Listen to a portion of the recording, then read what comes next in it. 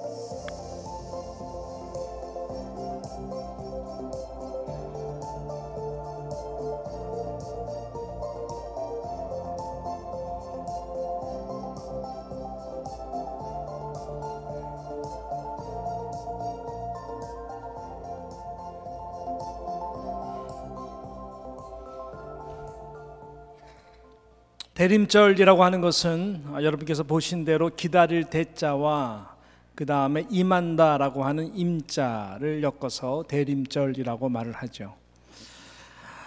여러분, 기다림 속에는 항상 보면은 어떤 기대감과 그리고 채워짐과 연결이 되어 있는 것 같습니다. 보신 영상과 같이 여러분, 배가 지금 막 고픈 자에게는 라면에 익는 것을 기다리는 것이, 그죠? 야, 맛있게 먹겠구나. 그 총각김치와 함께 그 기대감과 또 잠시라도 채워줄 수 있는 것, 위에서 기다리는 것 아니겠습니까? 또 일상생활에 지치고 일터에서 지친 자들에게 어떤 약속된 시간을, 특별히 휴일과 휴가를 위하여 기다린다고 하는 이 시간은 또 한 번의 기대감과 또 체험의 시간, 기대감 가운데 나아가는 시간이겠죠. 일반적인 여러분 기다림 속에도 그런 기대감 그리고 체험들이 존재한다면은 도대체 우리 하나님 아버지가 우리들에게 기다려라, 기다려라, 반드시 임할 것이다 라고 어느 한 약속을 한다는 것이 얼마나 그러면은 좋은 것일까요? 얼마나 좋길래 이 예수 그리스도가 아기 예수로 오셨을 때에 누가복음 2장 10절에 보게 되면 천사가 이르되 무서워 말라, 내가 온 백성에게 미칠 큰 기쁨에 좋은 소식을 너희에게 전하노라. 도대체 2000년 전에 오신 아기 예수가 얼마나 좋은 것이길래, 우리의 기대감과 또 우리에게 무엇을 채워줄 수 있길래 그렇게 예수 그리스도가 존귀하신 분일까요? 오늘 우리가 본문 에레미야서 23장 5절로 6절의 말씀을 읽어보았습니다. 이 6절을 보게 되면은 우리에게 너무나 놀랄 만한 이 복음의 기쁜 소식을 이렇게 약속하며 증거하고 있습니다. 그의 날에 유다는 구원을 얻겠고 이스라엘은 평안히 거할 것이며 그 이름은 여호와 우리의 의라 일컬음을 받으리라 라고 말씀을 했습니다.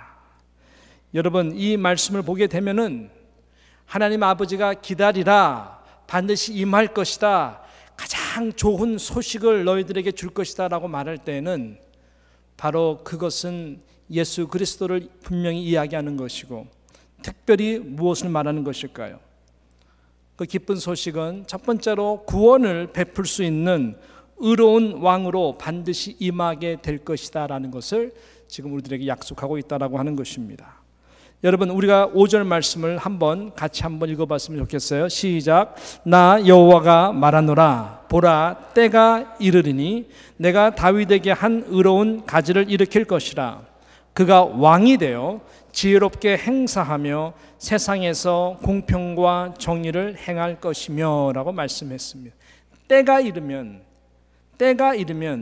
하나님의 때를 기다리면 이것이 기다릴 때인 것이죠. 임할 무엇이 임한다고 하는 것입니까? 다윗의 뿌리로부터 한 의로운 가지가 일어나서 놀라운 싹이 나게 되고, 그것을 통해서 열매로 이 왕이 우리 가운데 나타나게 된다라고 하는 것입니다. 그 왕은 가장 지혜로운 왕이요, 그 왕은 세상에서 그 전에 볼 수 없었던 공평과 참된 정의를 행하게 될 그러한 놀라운 구원자 왕이 되어진다는 것을 말씀하고 있습니다. 그분의 다스림을 통해서 온 유다와 이스라엘, 그리고 나아가서는 모든 열방, 저와 여러분이 그 구원을 얻게 되고, 모두가 그분이 다스리시는 평안 가운데에 우리가 살게 될 것을 예언하고 있는 것입니다. 이분이 바로 그렇습니다. 2000년 전에 오신 이 예레미야가 예언한, 이사야가 그렇게 예언한 바로 아기 예수 그리스도를 말씀하고 있는 것입니다. 할렐루야. 지금 이 예레미야에게 들려오는 이 소식은 아까 말씀드렸던 것처럼 이 누가복음 2장에서 천사들이 견딜 수 없어 하면서 그 말했던 온 천하에 끼칠 기쁜 소식이다라고 하는 것입니다. 이 기쁜 소식은 예레미야 선지자 당시에도 그렇고 2000년 전 예수 그리스도가 오실 때도 그렇고 지금 이 시대 가운데에도 지금도 끊임없이 가장 최고의 기쁜 소식임은 틀림이 없습니다. 여러분, 지금 예레미야 선지자는 무엇을 비참하게 보고 있습니까? 지금 예레미야 선지자는 남유다가 바벨론에 의해서 비참하게 짓밟히는 다윗 왕조가 완전히 뿌리가 뽑혀서 종말을 알리는 망하는 것처럼 보이는 그 그림을 보고 있습니다. 남유다의 마지막 왕은 20번째 왕인 스드기야입니다. 스드기야 때 예레미야 선지자가 함께 공존했었습니다. 그래서 이 20번째인 이 마지막 왕인 스드기야로서 이제 다윗의 왕가는 완전히 끝이 났다라고 생각할 만큼 그 종말은 너무나 비참했습니다. 스드기야 왕 즉위 11년째, 정확하게 말씀드린다면 4월 9일에 역사적으로 정말로 예루살렘 도성은 더 이상 버티기 힘들 정도로 바벨론에 의해 함락이 되었습니다. 당시 예루살렘 성내에는 많은 기근이 있어서 또 아사로 많은 생명들이 이미 앗아간 상태였는데, 이 바벨론에 의해 가지고 또 살육 당함으로 인해서 수많은 사상자들이 속출했다라고 역사가는 기록하고 있습니다. 이런 상황 속에서 시드기야 왕은 포위망을 뚫고 아라비아 광야 쪽으로 피신을 하게 되었죠. 결국 그러나 그도 여리고 평지에서 이 바벨론 군사들에 의해 잡히게 되고 포로로 이제 잡혀오게 됩니다. 그리고 그는 바벨론 그 야전 사령부가 있는 림나라고 하는 곳으로 끌려가서 시드기야는 그곳에서 너무나 비참한 일을 당하게 되는데요. 함께 끌려온 시드기야의 두 아들들이 그분 보는 앞에서 비참하게 죽는 것을 목도했으면 했습니다. 그것은 무엇을 말합니까? 너희 다윗의 왕가 이제 끝났어. 씨 다 말려버렸어. 더 이상 소망이 없어. 그리고 시드기야 왕 자신도 두 눈이 뽑힌 채 사슬에 묶여 바벨론에 잡혀가 옥에서 여생을 보내다 인생을 마치게 됩니다. 말 그대로 역사의 절단입니다. 완전히 베인 구루터기나 도저히 새로운 생명력이 일어날 것 같지 않은 죽은 고목나무와 같은 상태가 이 남유다 이스라엘의 상태였습니다. 이때 예레미야가 살았던 것입니다. 그 광경들을 보고 있는 가운데에 하나님은 이 메시지를 지금 던져주고 있는 것입니다. 그렇습니다. 하나님은 그 생명력까지 거두어 가신 것이 아니었습니다.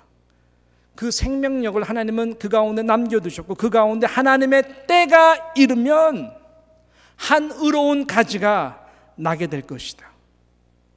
그리고 끊겼다라고 생각하는 그 다윗의 왕각 가운데 거기에 싹이 트게 되고 순이 돋아나게 되었어. 다윗 왕가로부터 태어나게 될 왕 중의 왕, 영원한 평강과 구원의 왕 되신 그 예수 그리스도를 보낼 것을 예언을 했고, 또 하나님의 때에 예수 그리스도가 그렇게 2000년 전에 탄생하신 것입니다. 할렐루야. 이것이 여러분 기다리는 자에게는 이 말 성탄의 여러분 기쁜 메시지인 것입니다. 이렇게 오신 예수 그리스도는 다시 말씀처럼 우리 가운데에 재림의 왕으로 오시게 될 것입니다. 여러분, 주님의 재림은 너무나 가깝습니다. 나 자신도 언제 그 주님을 배울는지는 알지 못합니다. 저는 하루하루 살이에요. 그냥 하루 은혜 살이라고 항상 생각하면서 살아요. 아침에 일어나면은 오늘 하루다, 내일. 저는 내일을 약속하지 않고 살려고 많이 무단히 애를 쓰는 사람 중에 한 사람입니다. 종말론적 인생관을 가지고 살면은 삶의 짐이 굉장히 가볍습니다. 정말 가벼워요. 어차피 짐도 없지만 가벼워요. 우리는 산소망을 가지고 그러면 하루하루 살아갈 수가 있는 것입니다. 주님은 언젠가 다 만납니다. 우리 모두 피해갈 수가 없어요. 그래서 여러분 야고보서 5장 7절 이하에 보게 되면 이런 말씀이 있는데 우리 마음에 한번 새겨봐야 되는 중요한 말씀입니다. 같이 한번 읽어볼까요? 야고보서 우리 5장 7절부터 읽어봅니다. 시작. 그러므로 형제들아 주의 강림하시기까지 길이 참으라. 보라, 농부가 땅에서 나는 귀한 열매를 바라고 길이 참아 이른 비와 늦은 비를 기다리나니 너희도 길이 참고 마음을 굳게 하라. 주의 강림이 가까우니라. 할렐루야. 그러면 어떻게 살아야 될까요? 9절 시작. 형제들아 서로 원망하지 말라. 그리하여야 심판을 면하리라. 보라, 심판자가 문 밖에서 계시느니라.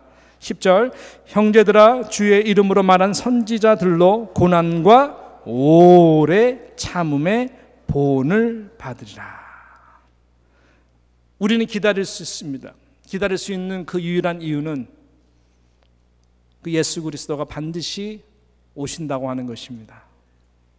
그리고 이미 오신 예수 그리스도가 우리 안에 있기 때문에 그런 것이죠. 그분은 항상 우리를 살려주시는 분이시고 우리를 구원케 해주시는 분이십니다. 사랑하는 성도 여러분, 아무리 어렵고 힘든 일이 있다 할지라도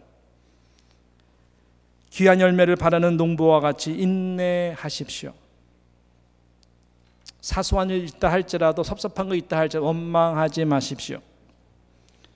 오랜 시간을 견디었었던 선지자들과 같이, 예레미야와 이사야 선지자와 같이 하나님의 때를 기다리며 믿음으로 승리하시는 저와 여러분 되시기를 주님의 이름으로 축복합니다. 두 번째로, 그리고 마지막으로 이거 이상 더 좋은 기쁜 소식이 이 예레미야 귀에 들리게 되었습니다.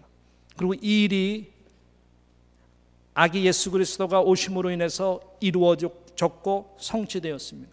오늘 말세를 살아가는 저와 여러분들에게도 이 기쁜 소식은 그대로 적용이 되는 것입니다. 그것이 무엇일까요? 그것이 무엇일까요? 오늘의 가장 중요한 메시지입니다. 여호와의 의를 우리의 의가 되시게 하셨다라고 하는 것입니다. 하나님의 의가 저와 여러분의 의가 되도록 아기 예수 그리스도가 오심으로 인해서 하신 놀라운 복음의 역사라고 하는 것입니다. 6절이 바로 그것을 선포하죠. 그의 나라 유다는 구원을 얻겠고 이스라엘은 평안히 거할 것이며, 자, 그 이름은 여호와 우리의 의라. 일컬음을 받으리라. 그 이름은 여호와 우리의 의라. 여호와 우리의 의라라고 일컬음을 받게 될 것이다 라고 말씀하고 있습니다. 여호와 우리의 의라라고 하는 이 원어는 여호와 치투케누, 여호와 치투케누라고 하는, 치투케누라고 하는 이 말인데, 이 말을 좀 영어로 즉석에서 번역한다면 The Lord is our righteousness라고 하는 말이에요. The Lord is our righteousness. 여호와 치투케누, 이 말입니다. 우리 하나님은, 우리 예수님은, 우리 주님은 우리의 의가 되십니다 라고 하는 뜻이죠. 예수님이 탄생함으로 말미암아 예레미야 선지자는 그분의 이름이 의로운 분, 하나님의 의로움은 얼마나 거룩한 것입니까? 완벽한 것이죠. 그분의 의로움, 그분의 이름인 그분의 치투케누라고 하는 그분의 이름, 여호와는 의롭다라고 하는 그 이름이 또한 그 여호와의 의가 저와 여러분의 치투케누, 여러분의 의가 되도록 일컬음을 받게 될 것이다 라고 말씀하고 있는 것이죠. 여러분, 예수라고 이름의 뜻이 무엇일까요? 구원자라고 하는 것입니다. 마태복음 1장 23절에 말씀했죠.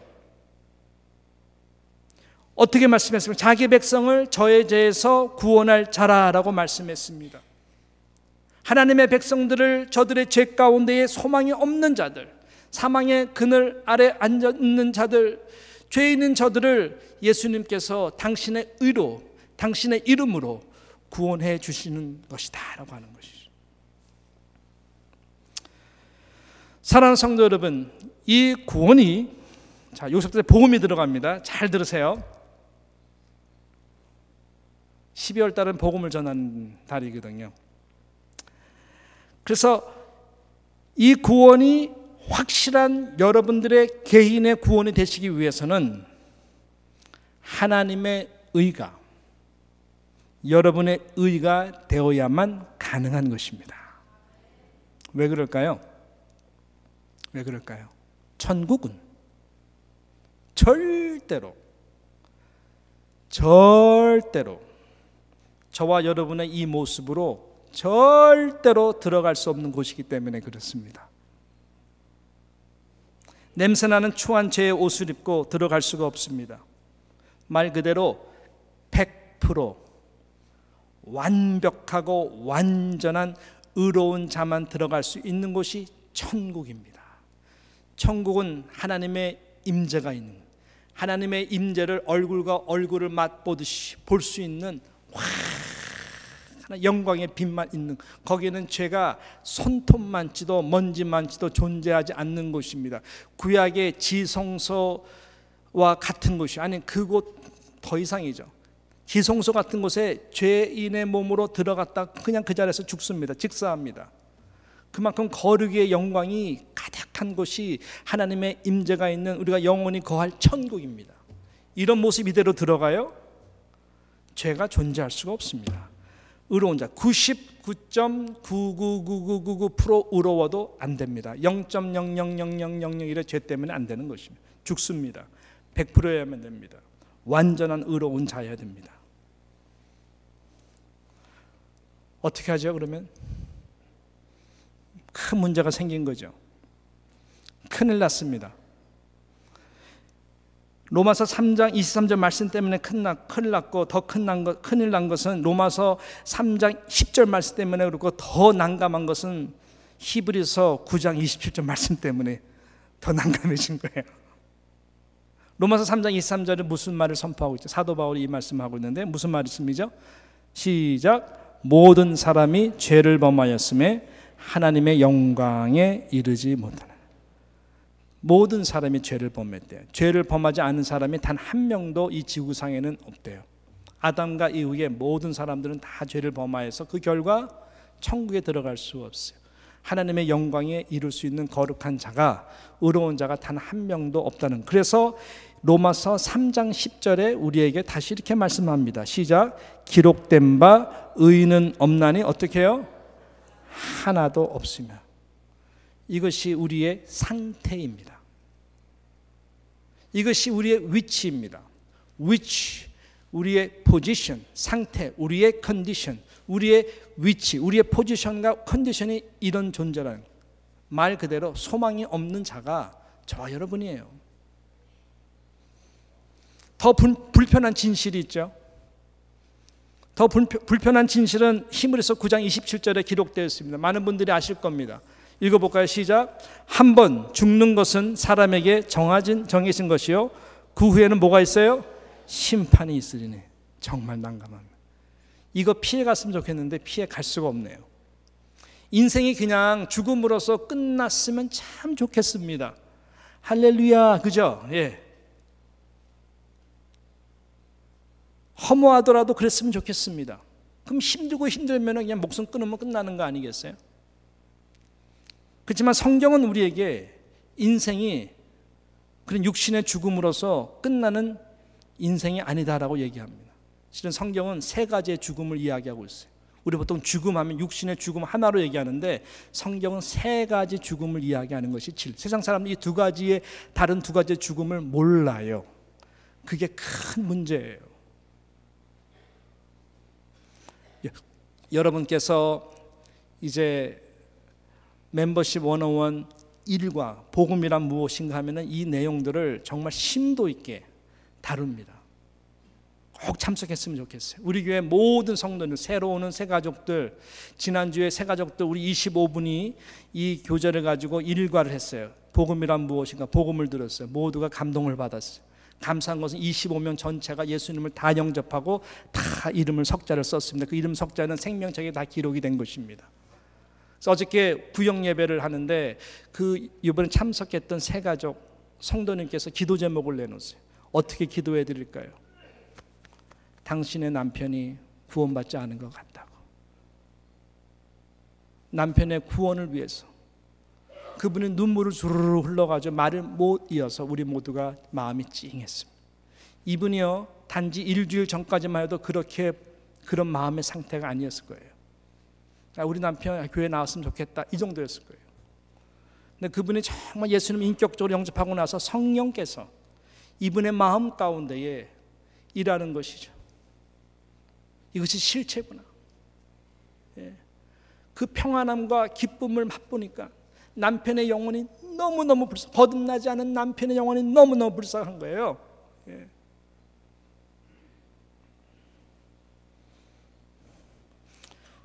우리는 죽음을 피해갈 수가 없어요. 죽음을 피해갈 수 없는 것이 분명히 우리에게 정해진 운명이라면 그 후에는 너무나 자연스럽게 당연히 하나님 앞에서 심판을 받을 날이 있다라고 하는 것입니다. 이것이 우리가 참 불편한 부분이 될 수가 있는 것이죠. 그래서 우리는 이 두 가지 절망적인 문제 앞에 지금 봉착을 한 것입니다. 첫 번째는 반드시 죽게 될 터인데 죽으면 반드시 그 다음에 심판대 앞에 선다는 것이고, 또 불편한 것은 무엇입니까? 문제가 무엇입니까? 내가 완전한 의인이 아니기 때문에 내 힘과 노력으로는 도저히 천국에 들어갈 수가 없다라는 이 절망. 이 두 가지 문제 앞에 실은 모든 인생들이 다 봉착해 있는 것이죠. 오늘 여러분이 그 문제를 지금 듣고 있는 것입니다. 그래서 오늘 이 본문의 말씀 The Lord is our righteousness, 여호와 이 하나님의 히드케누의 이 스피릿이 바로 저와 여러분의 것이 될 수 있도록 일컬음을 받도록 아기왕 예수 그리스도가 오시면 그렇게 하나님이 일하실 거라는 거예요. 이것이 인생에서 최고의 가장 기쁜 소식이 될 거라는 것입니다. 복음을 제대로 알면은 우리의 신앙생활은 기뻐집니다. 하나님의 절대적인 평강이 저와 여러분의 삶을 다스립니다. 정말 그래요. 진리 안에서 참 자유를 누리게 됩니다.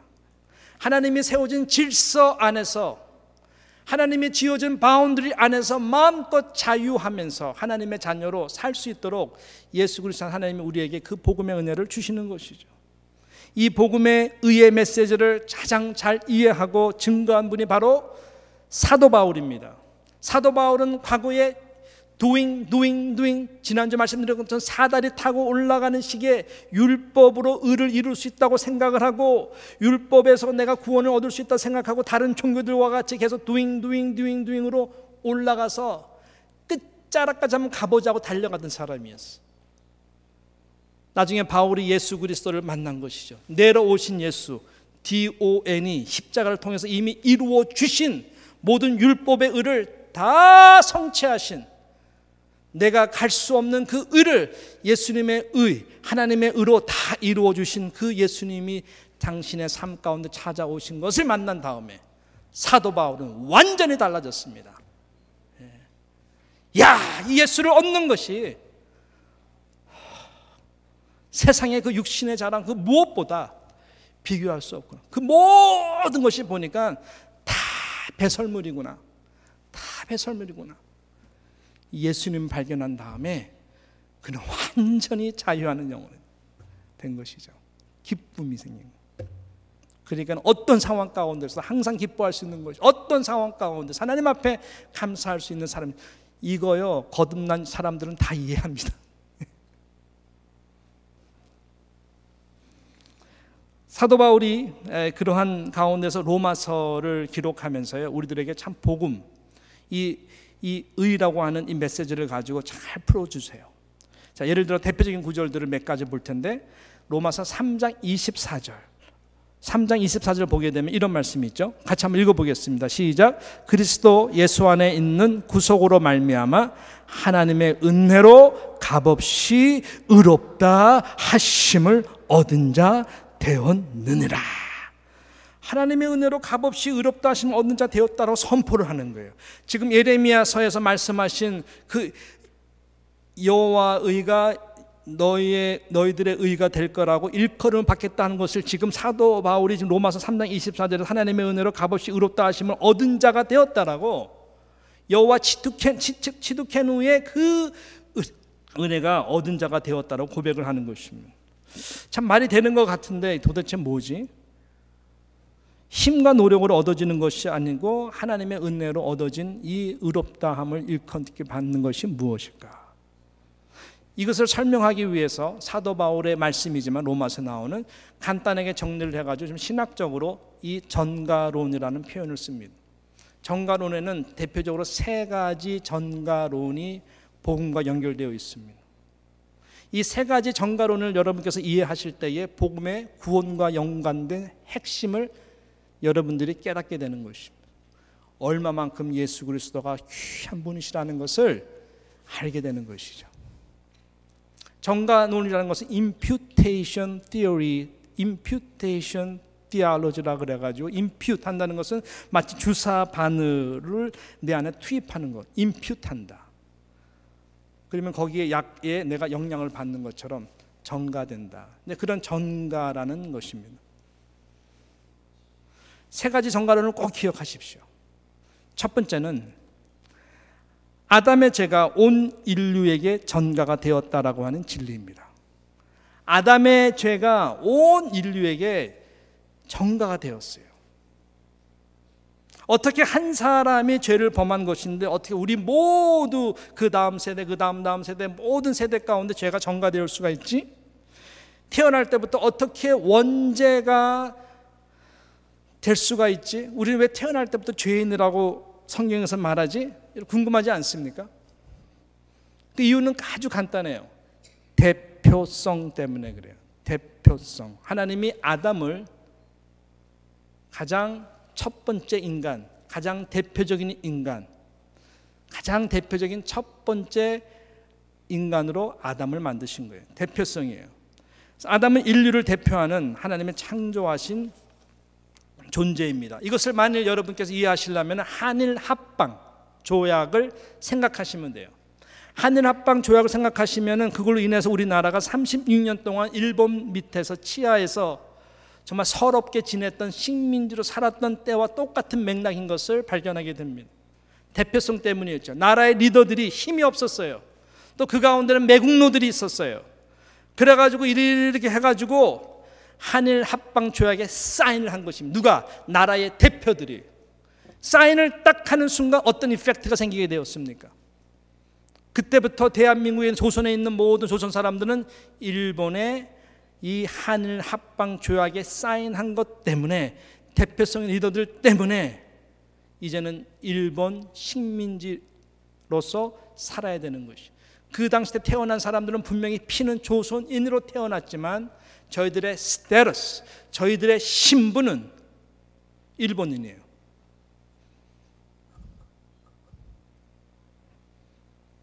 신분과 위치가 그렇게 바뀐 것입니다. 바울은 이 부분을 율법 아래 저주받은 존재라고 표현하기도 하였습니다. 그러면 우리가 죄를 지어서 죄인 취급받는 것이 아니라 아담의 죄 때문에, 그래서 우리가 죄인이기 때문에, 죄가 전가가 되어서 죄인이기 때문에 죄를 짓고 사는 것입니다. 그 죄의 삭은 사망입니다. 두 번째 전가론이 있으면 하나님은 그걸 그대로 볼 수가 없죠. 그 구속의 계획 가운데에 예수를 보내기로 작정하죠.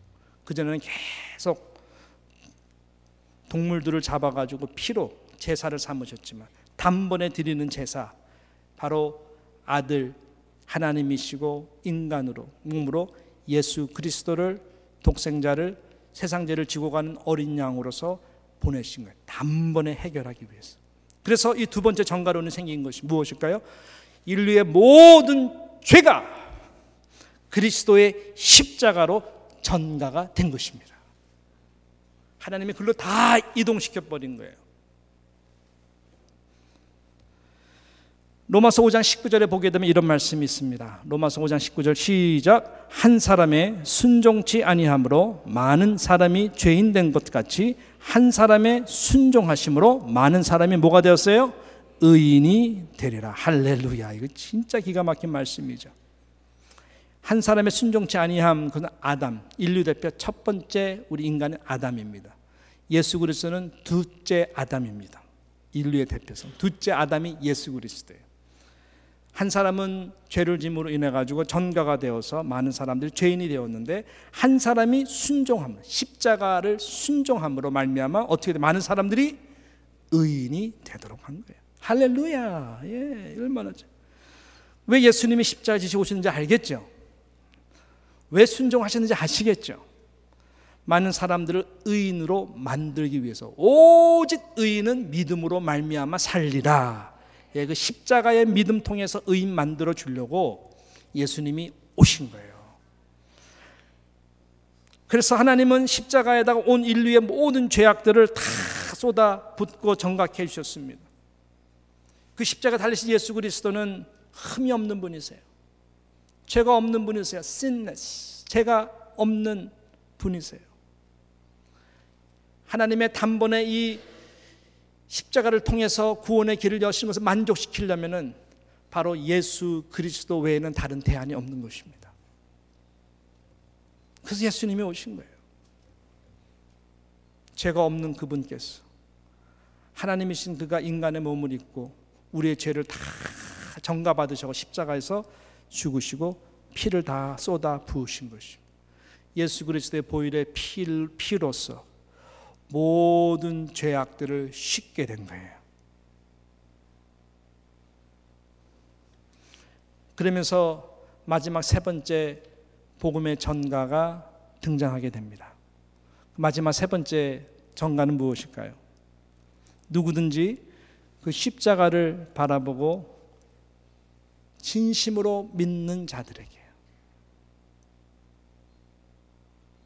예수 그리스도의 의가 나의 의가 되도록 하나님이 전가의 역사를 해주시겠다는 것입니다.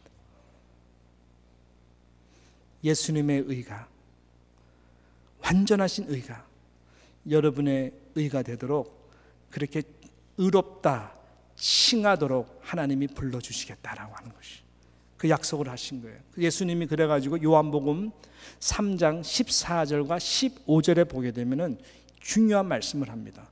이런 말씀을 하세요. 모세가 광야에서 뱀을 든 것 같이 인자도 들러야 하리니 이는 저를 믿는 자마다 영생을 얻게 하려 하심이니라 라고 말씀했어요.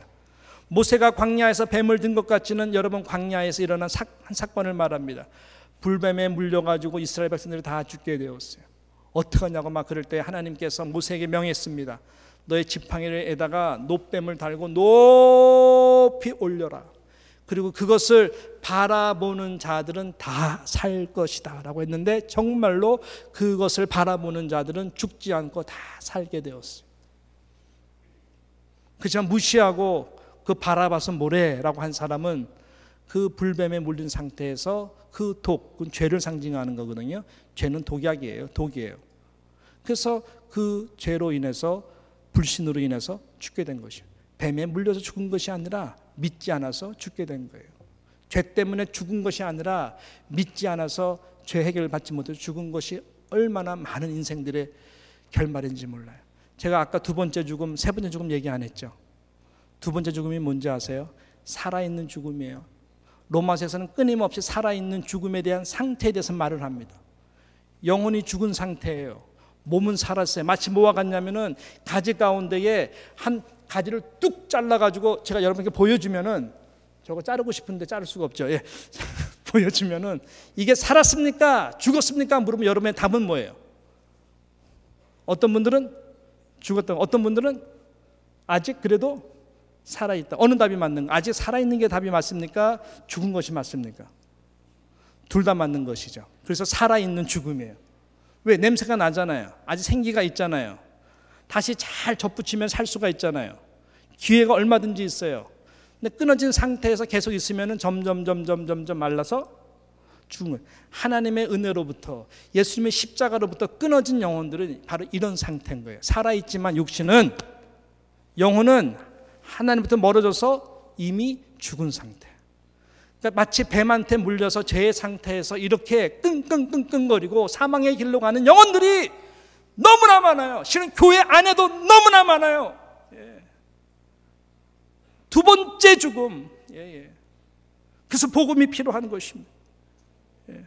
마지막 죽음은 심판대 앞에서 더 이상 찬스가 없는 영원한 심판의 죽음입니다. 지옥불에 들어가서 이제는 두 번째 찬스가 없는 것이죠. 그래서 우리는 이 복음을 전해야 되고, 영혼들은 이 복음들을 꼭 영접해서 이름 석자가 생명책에 기록되어야 되는 것입니다. 할렐루야. 그래서 예수 그리스도를 바라보면, 믿으면, 보혈의 피를 의지하고 회개하고 그 앞에 나가면, 그 예수님을 내 마음에 모시면, 그 예수님을 나의 주인으로 삼으면, 그 어떤 영혼도 구원받지 못할 영혼이 없는 거예요. 그래서 그 예수님을 인격적으로 여러분이 영접하셔야 돼요. 그 예수님이 2000년 전에 그 어린 아기로 우리 가운데 오신 것입니다. 할렐루야. 예. 이것을 칭의라고 합니다. 칭의는 재판관 대신, 판사 대신, 나중에 심판대 앞에서 결정을 지으시는 그 하나님이 나를 볼 때에 너 사는 것 보니까 죄인이야, 이게 아니라 하나님은 절대적으로 나를 의롭다, 너는 나의 아들이다, 너는 나의 딸이다, 천국에 이미 들어온 자다, 생명책에 이미 기록된 자다, 너는 의로운 자다라고 말씀하시는, 죄인의 사망 선고 리스트에서 완전히 끄집어내가지고요, 끄집어내가지고 하나님의 영광스러운 자녀로 옮기신 거예요. 사망에서 생명으로 이미 옮기신 거예요. 하는 것 보고가 아니에요. 법적인 거예요. 근거가 무엇입니까? 근거가, 우린 계속 죄를 짓죠. 우리가 신분이 아무리 칭이라 할지라도 우리의 컨디션, 컨디션은 항상 죄를 짓죠. 생각으로도 죄를 짓고. 그럼에도 불구하고 아까 말씀드렸잖아요. 단번에 죽으신 예수 그리스도가 과거, 현재, 미래 죄를 위해서 다 십자가에 죽으셔서 하나님 앞에서 예수님이 아버지, 저를 보시고 용서해 주신 것이잖아요. 예수님이 다 우리를 위해서 죽으신 것에 대해서 하나님이 예수 그리스도의 의를 우리의 믿음을 통해서 예수의 의로 만들어주시고 덮어주신 그 은혜 인하여 하나님 우리를 의롭다 하시는 거예요. 여러분 때문에 그런 게 아니에요. 예수님의 이 의로움 때문에 저와 여러분이 그 의로움을 얻게 된 것이라고 하는 것입니다. 할렐루야. 자, 그러면은 어떻게 우리가 살아야 될까요? 미국의 유명한 기독교 영성 대가인 제가 존경하는 달라스 윌라드라는 분이 계세요. 이분이 영성에 관한 여러 책들을 썼는데 Divine Conspiracy라고 하는 하나님의 모략이라고 하는 책을 썼는데 그 책 안에 보게 되면은 그분이 이런 내용의 말씀을 하고 있습니다. 그것은 다른 게 아니라 오늘 우리의 기독교가 이렇게 많은 신자를 갖고 있음에도 불구하고 세상에 영향을 끼치지 못하는 그 원인을 이분이 이런 말씀을 했어요. 오늘의 그리스도인들이 죄 사함을 위해서는 예수를 믿으면서도 새롭게 시작된 인생을 위해서는 예수를 제대로 믿지 않는다. 천국에 들어가기 위해서는 예수를 믿으면서도 이 땅에서 천국 백성처럼 살기 위해서는 예수를 잘 믿지 않는다라고 하는 아주 아이러니컬한 말을 했어. 너희는 먼저 그의 나라와 그의 의를 구하라. 이 모든 것을 너희에게 더하여 주시라 그랬어요. 여러분, 무엇을 먹을까, 무엇을 마실까, 무엇을 입을까만을 위해 살지 마십시오. 우리 하나님의 백성들은 먼저 그의 나라와 그 의를 구하여야 됩니다. 왜 그럴까요? 예수님의 의가 나 같은 죄인 의인으로 만들어주시는 그 은혜가 있기 때문에, 예수 그리스도의 생명이 우리 안에 있기 때문에 그런 것입니다. 모든 성경은 하나님의 감동으로 된 것으로 교훈과 책망과 바르게 함과, 성경이 주어진 목적이에요. 마지막이 뭔지 아세요? 의로 교육하기에 유익하니. 우리의 의가 아닙니다. 예수님의 의입니다. 여러분의 의를 너무 자랑하려고 하지 마십시오. 죄송합니다. 저도 그렇고요, 여러분들도 그렇고, 우리가 잘나면 얼마나 잘났겠습니까? 여러분이 righteous하면 얼마나 righteous 하겠습니까? 죄송한 말 하지만은 비즈니스 좀 성공한다고 목에 힘주지 마십시오. 예. 예. 뭐 여러분의 자녀 좋은 대학 갔다고 너무 의시되고 그러지 마십시오. 예. 돈 좀 모았다고, 좀 이렇게 건강하다고, 좀 사회적 위치가 좀 높다고 너무 자랑하지 마세요. 사도 바울이 아까의 고백과 같이 다 배설물들이에요. 예수님 생각하면, 그분의 의로움을 생각하면 너무 오직 우리의 자랑은 예수 그리스도의 의입니다. 그분의 그 나를 위해 행하신 놀라운 은혜를 기점으로 삼아서 우리가 어떤 때든지 겸손하게 예수님의 은혜와 사랑을, 정말 그분이 주신 은혜들을 자랑할 수 있는 여러분 되시길 축복합니다. 또 못 살아도 기죽지 마십시오. 뭐 일이 좀 안 풀린다고 해서 정말로 기죽지 마십시오. 한국에 갔더니 뭐 그 사이에 몇십 년 동안 너무너무 다들 잘 사고, 미국에 돌아와서 너무 기죽지 마십시오. 절대로 기죽지 마십시오. 그 건강이 안 좋습니다. 아유, 뭐 어때요? 예수님도 이 땅에 사셨을 때에 집 없이 계속 살았어요. 여우도 머리 굵 곳이 있고 다 뭐 새들도 다 둥지가 있는데, 당신은 뭐 정말 머리 둘 곳이 없는 거예요. 여우도 굴이 있고. 소유 있으면 얼마 다 빈손 들고 갈 건데, 그죠? 그러니까는 기죽지 마시고 오직 예수 그리스도의 의, 예수님이 나의 의다. 그래서 그분의 마음으로 아까 보셨던 동영상과 같이 좀 낮고 낮은데, 우리의 손길이 필요한데, 우리의 위로가 필요한데, 생명의 복음이 증거되어야 되는 그 섬김의 자리에 저와 여러분이 항상 마음이 그 속에 갔어. 하나님의 의가, 예수님의 의가 복음을 통해서 많은 영혼들에게 참 소망을 주는 그 일을 위해서 힘있게 살아가고 달려갈 수 있는 저와 여러분이 되시기를 주님의 이름으로 축복합니다. 기도하겠습니다.